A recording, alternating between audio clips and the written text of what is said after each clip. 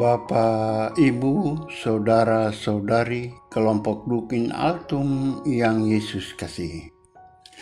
Saya ajak kita untuk mengikuti Renungan Harian Katolik edisi hari ini, Kamis 16 Juni 2022. Marilah kita mendengarkan sabda Tuhan yang diambil dari Injil Matius bab 6 ayat 7 sampai dengan ayatnya yang ke-15.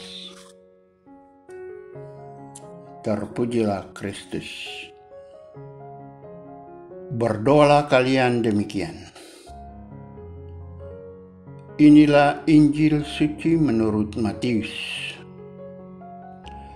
Dalam khotbah di bukit, berkatalah Yesus, "Bila kalian berdoa, janganlah bertele-tele seperti kebiasaan orang yang tidak mengenal Allah.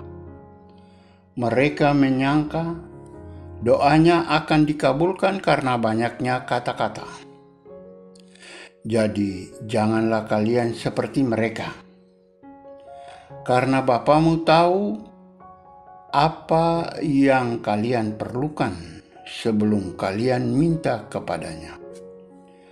Maka berdoalah demikian: Bapa kami yang ada di surga, dimuliakanlah namamu, datanglah kerajaanmu. Jadilah kehendakmu di atas bumi seperti di surga. Berilah kami pada hari ini makanan yang kami perlukan secukupnya. Dan ampunilah kesalahan kami, seperti kami pun mengampuni yang bersalah kepada kami. Janganlah membawa kami ke dalam pencobaan, tetapi bebaskanlah kami dari yang jahat. Amin.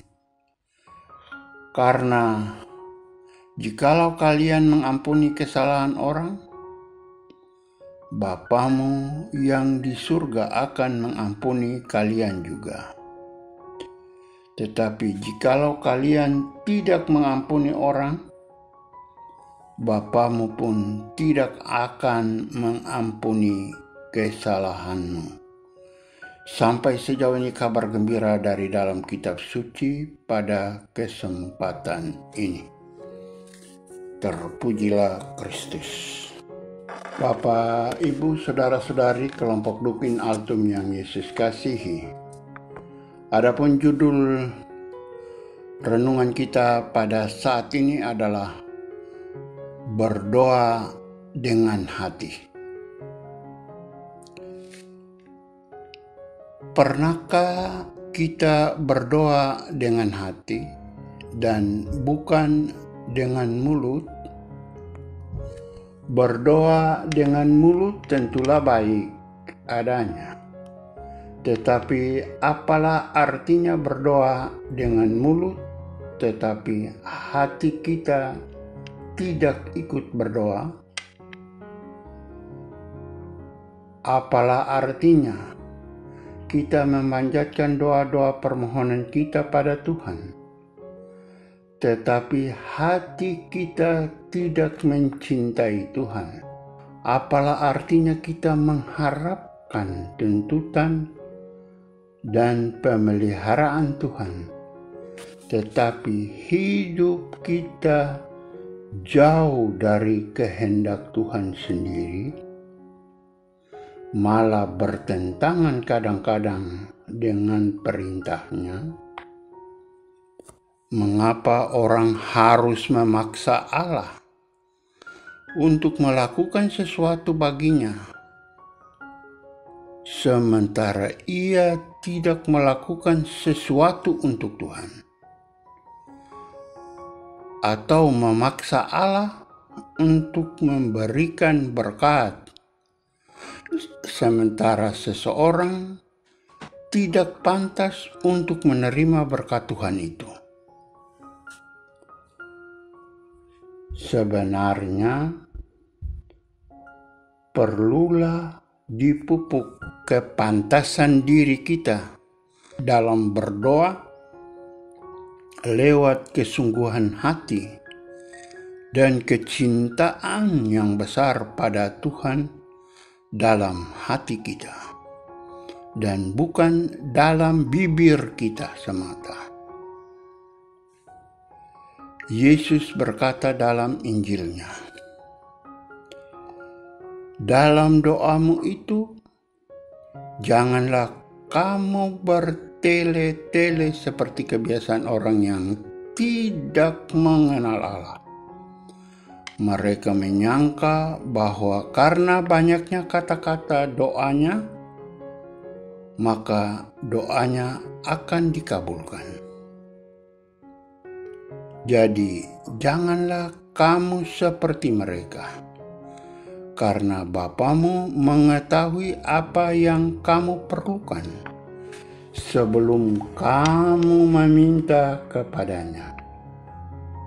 Amat jelas perkataan Yesus, bukan? Bapa di surga mengetahui apa yang kita butuhkan dan perlukan. Ia mengetahui sebelumnya.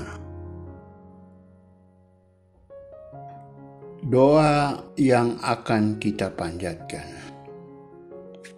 Tetapi lebih daripada itu, Bapa di surga menghendaki hati dan cinta kita serta iman kita yang dalam kepada Tuhan sendiri. Saudara Dukin Altum yang Yesus kasihi,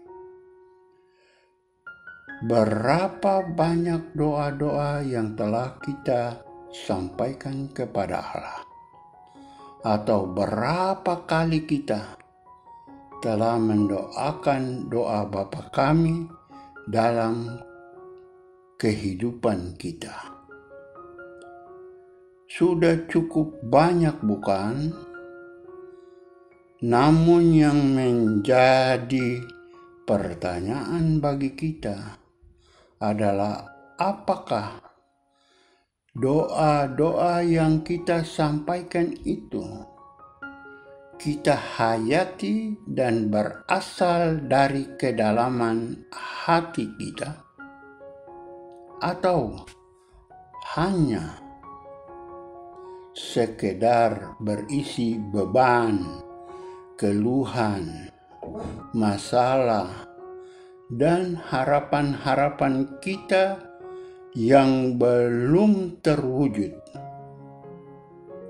Doa sebenarnya bukanlah sesuatu yang baru kita sampaikan ketika kita mengalami kesulitan atau persoalan dalam kehidupan ini, melainkan sebuah cara untuk membangun relasi yang lebih intim dan akrab dengan Tuhan, yang berdampak juga bagi orang lain atau sesama kita.